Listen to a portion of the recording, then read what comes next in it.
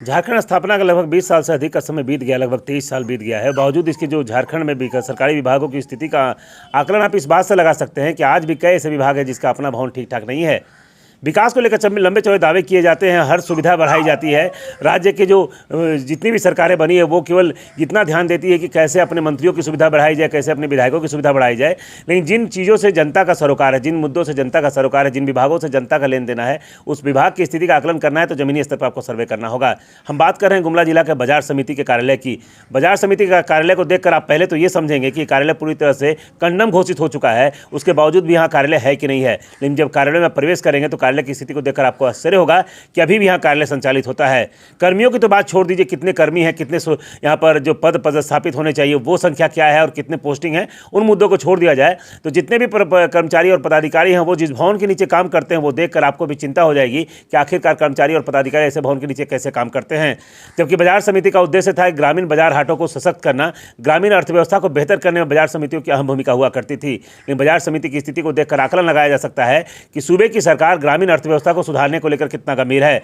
चाहे वो बात भाजपा की सरकार हो या फिर जेएमएम की सरकार हो, इन सरकारों की ओर से बाजार समिति को बेहतर करने के लिए कोई कवायद नहीं की गई। और वर्तमान में तो हेमंत सोरेन की सरकार है, उनका स्पष्ट दावा है कि पहली बार ऐसी सरकार बनी है जो ग्रामीणों के लिए चिंता करती है। लेकिन हेमंत बाबू जरा इन इलाकों में आकर आप देखिए कि बाजार समिति की जो स्थिति बेहतर होनी चाहिए थी, उस बिल्डिंग की स्थिति क्या बनी हुई है। बिल्डिंग में बैठने वाले कर्मचारी और पदाधिकारी भी स्पष्ट डर कर काम करते हैं। उन्हें भी इस बात की चिंता होती है कि शायद कभी भी कोई बड़ा हादसा हो सकता है।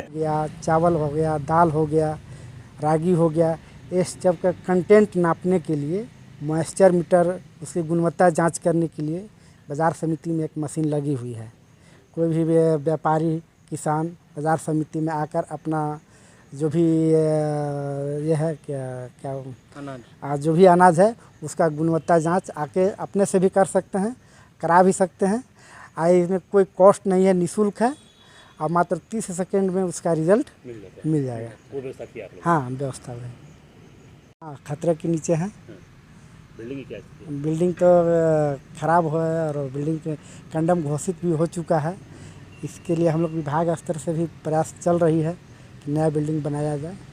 बिल्डिंग तो खतरनाक ही है। हाँ, बिल्डिंग खतरनाक है। आप लोग यहाँ रहते डर नहीं लगता है? हाँ, डर तो लगता है, लेकिन रहना है। कोई विकल्प आपके पास नहीं? अभी फ़िलहाल तो नहीं है। लेकिन बिल्डिंग तो खतरनाक है। हाँ, बिल्डिंग खतरनाक। कभी भी अगर मान लीजिए आंधी तूफान आता है तो? हाँ, आंधी तूफान, पानी जैसे बरसात होती है पूरा बिल्डिंग चूता है।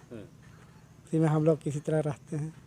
लेकिन स्थिति अब जिस तरह से आप लोग चला रहे थे। हाँ, अभी किसानों के लिए एक चीज़ मेरे यहाँ नया चीज़ आया है। किसानों के लिए किसान हो गए चाहे व्यापारी हो गए, एक असेइंग लैब मशीन, उससे किसानों को जो भी पैदावार है, जैसे मकई हो गया, स्थिति चल रही है उससे अच्छी थी। अच्छा रास्ता आता था। पहले क्या लक्ष्य रहा होगा? पहले 2015 के पहले हमको लगता है कि यहाँ का लक्ष्य लगभग प्रति साल, मतलब सालाना लगभग 2 करोड़ का लक्ष्य रहा होगा। अभी क्या स्थिति है? अभी कोई लक्ष्य नहीं है। लक्ष्य में हम लोग जीरो हैं। अभी रेवेन्यू हमारा मात्र गोडाउन दुकान से किराया आता है, उसी से हमारा जीवन यापन चलता है। स्थानीय लोगों ने भी स्पष्ट कहा कि बाजार समिति का अस्तित्व एक समय ऐसा था कि लोग इसे देखने आया करते थे, लेकिन वर्तमान में बाजार समिति की स्थिति इतनी कंडम हो गई है कि कभी भी कोई बड़ा हादसा हो सकता है, कि लोगों की जान जा सकती है। बावजूद इसके ना तो जिला प्रशासन और ना ही राज्य सरकार की ओर से इसको गंभीरता दिखाई जा रही है। मैं भी ग्रामीण सोसाइटी से मेरा जीवन शुरू होता है। मैं भी गाँव का रहने वाला हूँ और हम लोग का पूरा परिवार बाजार पर आधारित रहता है।